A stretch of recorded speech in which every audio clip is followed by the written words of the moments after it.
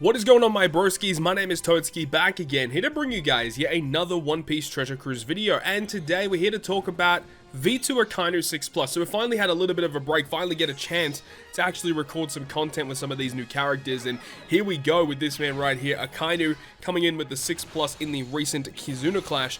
And this guy's pretty cool. I mean, especially on release. On release, this guy was largely considered to be probably the best legend in the game, just due to his end-of-turn damage effect. Of course, when he did initially release, the normal attacks only debuff wasn't really common at all. I mean, it really didn't exist at that point, which means that Akainu's end-of-turn damage was running rampant, and I mean, the end-of-turn damage literally allowed you to solo bosses, which is just absolutely incredible. But of course, in today's day and age, in 2022, a captain effect such as this, you know, might not see as much play, at least not for the end of turn damage, whereas the other stuff that this guy actually can give you might be a little bit more valuable, whereas back in, 2018, 2019 when it came out, this character really was just the GOAT of One Piece Treasure Cruise. So what you're seeing in today's video is my own personal Akainu, which is max level limit break and limit break expanded. So this is as good as you're gonna get in terms of Sakazuki. Now, what his captain ability is at this point that you're seeing in this video is he gives -1 cooldown to the crew, you get a 5 times attack to strength and int, and a 1.3 times health boost to strength and int. Also makes strength and int slots beneficial to strength and int characters, and then does the end of turn damage based on how many perfects that you hit. So if you hit all 6 of your perfects, he does 800 times this character's attack as end of turn damage to a single enemy. And with max level limit break, his stats go through the roof. I believe he has well over 3,000 or around 3,000 attacks, so it's easily 2.5 million damage that he can potentially do if you do hit all your perfects, and if you have double Akainu, you can stack that up to very, very large numbers, of course. But of course, not too many people are going to have a level limit break and a limit break expanded captain effect for Sakazuki. So, his captain ability is definitely good. It is usable. It is unfortunate that he is a fighter shooter. That's not a really good class combination that works well with other recently released characters.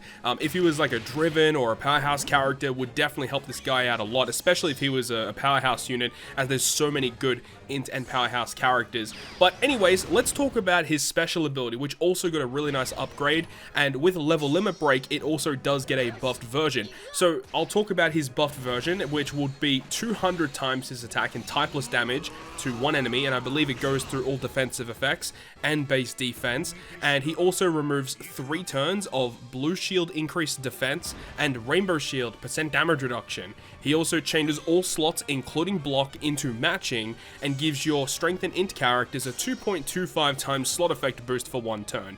There's the additional effect that this character has though, that if you have consumed 16 or more strength and int slots, he will reduce his own cooldown by 12 turns. So I like that. You're able to potentially supercharge him to get him to activate twice in 1 turn. And then he has the added effect as well, that if you already have a slot effect boost when you launch the special, you're going to be getting a 2.25 times attack boost instead for strength and int characters. So yeah, realistically, the 16 slots you have to consume to essentially double special this character is pretty difficult. You're not really going to be seeing it too much in Clash or Arena content that you guys may have seen normally here. I mean, in this piece of content here versus the Arena San Juan Wolf, and previously versus the Clash Marco, I was on purposefully getting those slots consumed so that I could get the special to launch multiple times.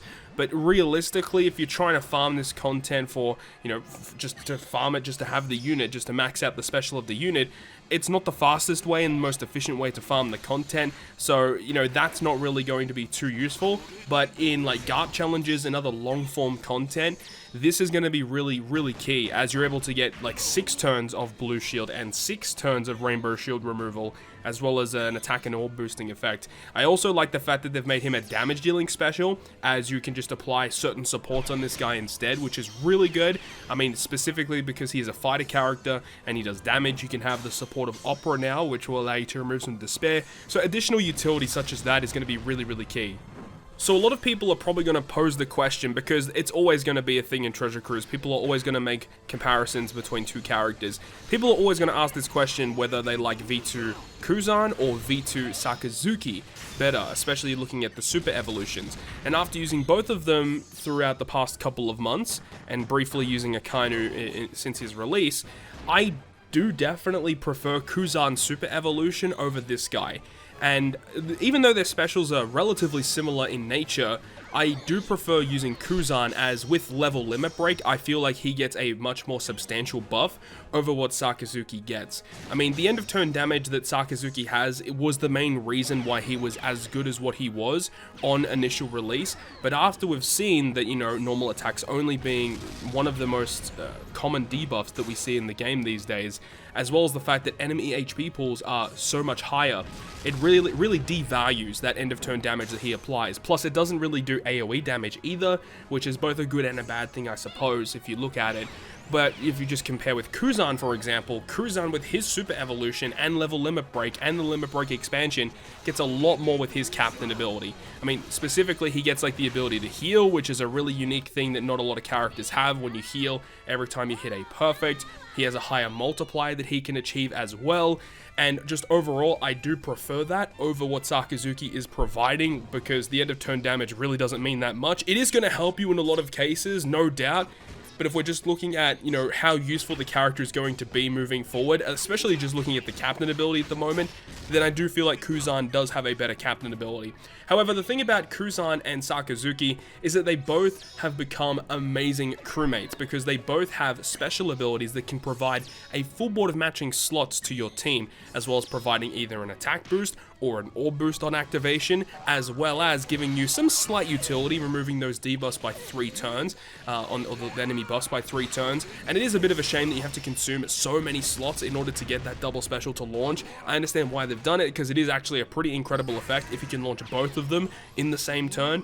But again, I really would have liked it if, you know, if that slot, you know, consumption was down to like maybe 10 or 12, definitely would have helped this guy out a lot.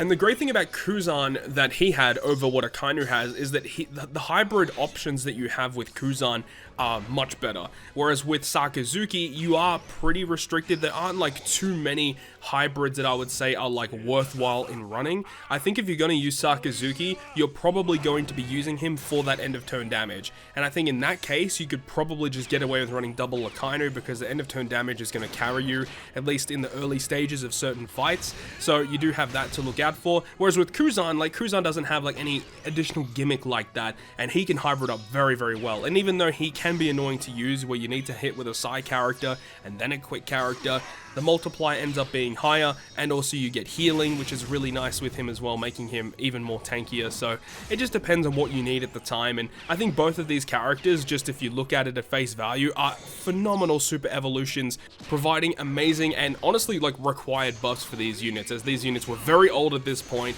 So it's really nice to see that these characters have kind of been modernized, making them more viable options to be used in content these days.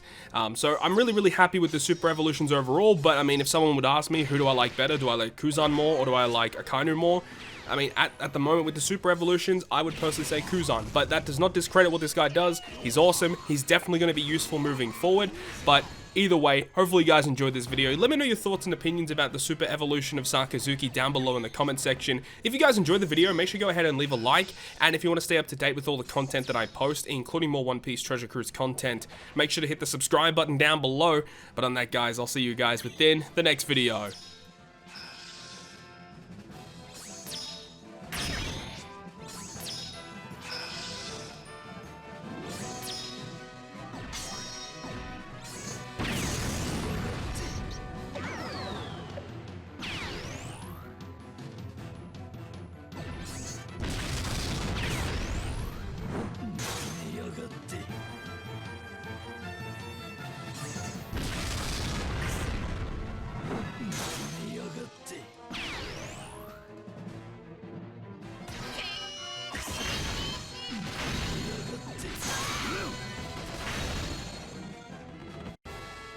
OPTC ならいくらでもある。